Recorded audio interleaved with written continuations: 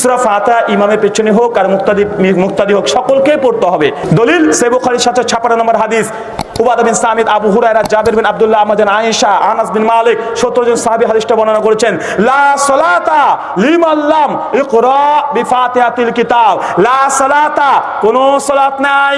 লা সালাতা মানে কোন সালাত নেই। নেই যোহর, নেই আসর, নেই মাগরিব, নেই ইশা, নেই ফজর, নেই তারাবি, নেই তাহাজ্জুদ, নাই বেতের, নাই জানাজা, নাই বেতের, নাই জানাজা, নাই বেতের, নাই জানাজা।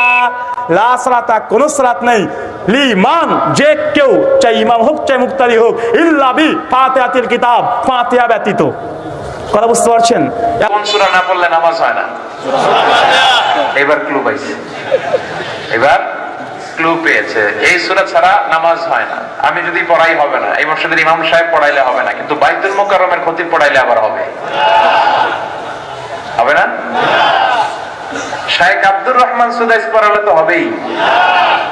খাইছে কত বড় মুফতি দেখছেন, কত দিয়ে দিচ্ছে জিনা।